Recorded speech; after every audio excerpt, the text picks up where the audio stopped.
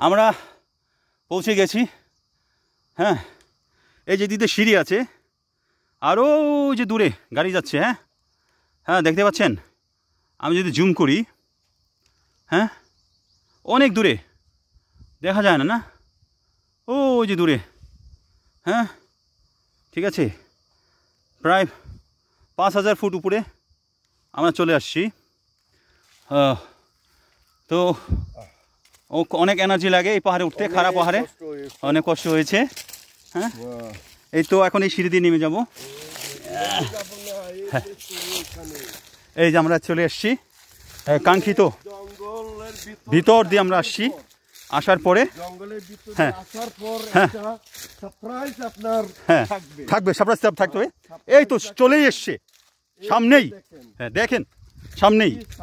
হ্যাঁ এই জায়গায় হ্যাঁ খ্রিস্টপূর্বে লিখা নির্মাণ এইসব বুদ্ধ বিহার, বুদ্ধ বিহার। হ্যাঁ এগুলো বুদ্ধ বিহার খ্রিস্টপূর্বের জন্মের পূর্বে। এই যে Amba Ambika group of caves, Bhutleni group of caves, Bhimashankar group of caves. ঠিক আছে, এই যে কেভস। হ্যাঁ হ্যাঁ, Archaeological Survey of India, Mumbai circle, Mumbai.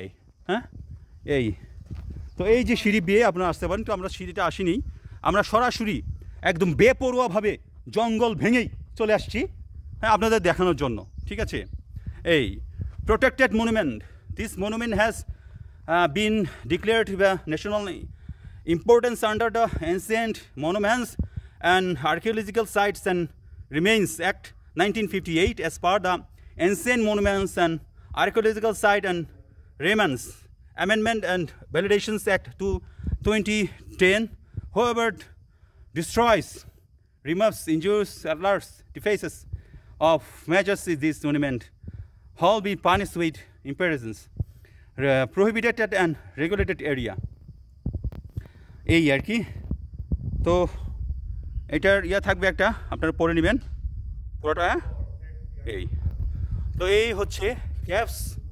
হ্যাঁ এই ঠিক আছে, এই ক্যাপস এক পুরো দমে। এখানে পানি, এই যে পানি জমে এখানে, এই যে এখানে পানি জমে। হ্যাঁ, এখানে পানি এসে জমে এখান থেকে। শুকনো মৌসুমে এখানে পানি জমে, এখানে পানি মৌসুম নেই এখন, শুকনো মৌসুম। এইটা হচ্ছে ক্যাপ, এই ক্যাপের ভিতরেই এরা হচ্ছে কী বল, ধ্যান করতো। হ্যাঁ, এই যে এই ক্যাপটা, ঠিক আছে, ধ্যান করার জন্য। এই যে ধ্যান করছে ভাগনা। হ্যাঁ, সিমিয়ন কালেবার রং, সে ধ্যান করছে এখানে। আমাদের আছে হ্যাঁ নাথানিয়েল চিরান সংমা, এই উপরে যাওয়া সিঁড়িটা। হ্যাঁ, আম্বিকা ক্যাপ উপরতলা আর কি, দুষ্টরের এটা ক্যাপটা, যে উপরতলা ক্যাপ। হ্যাঁ, আমরা যাবো, আগে নিচটা দেখি। এইখানে পানির স্টোর আছে, পানির স্টোর এটা, এখনো পানি আছে ওইটা।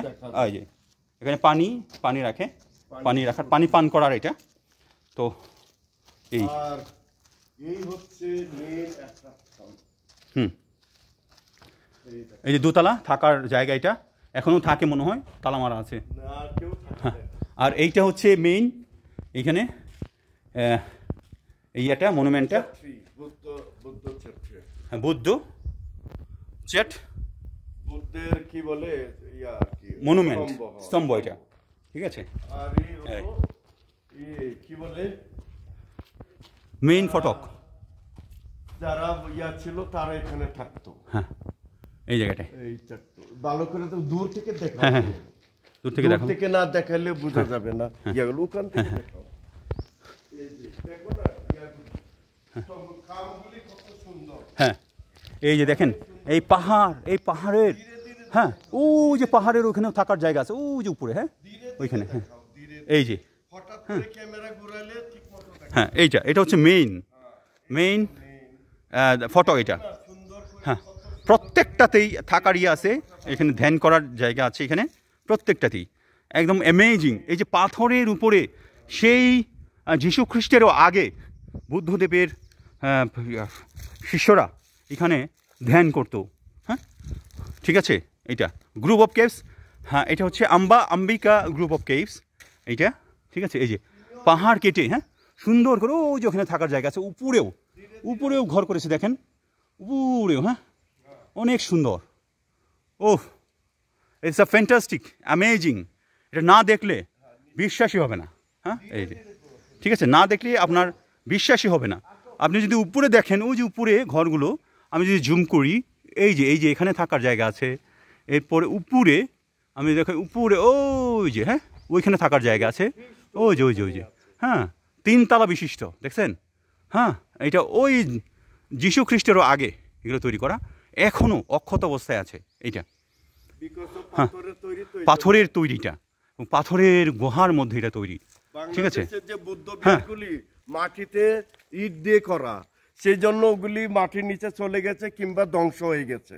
কিন্তু মহারাষ্ট্রের যেসব বুদ্ধ বিহার আছে সাধারণত শক্ত পাথর কেটে পাহাড়ের গায়ে বা পাহাড়ের উপরে সেগুলি তৈরি করা হতো, নির্মাণ করা হতো। এই জন্য কি হয়েছে, এগুলি এখনো কিছু কিছু 2000-3000 বছর পরেও কিছু কিছু জায়গা অক্ষত রয়ে গেছে এখনো। হ্যাঁ, সেগুলো আমরা এখন দেখতে পাচ্ছি এখানে আছে। হ্যাঁ, এই যে দেখেন এগুলো, হ্যাঁ, ব্রাহ্মলিপিতে লেখা অনেক কিছু। হ্যাঁ,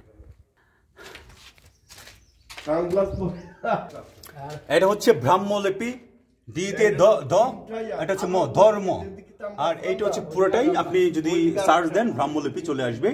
পাথরে খোদাই করা, আমার 14 গোষ্ঠীর মধ্যে আমি মনে হয় দেখলাম এই পাথরে খোদাই করা এই ব্রাহ্মলিপি। হ্যাঁ, আমাদের শ্রদ্ধেয় দাদা নাথেনিয়াল চিরান সাংমাদার সৌজন্যে। হ্যাঁ।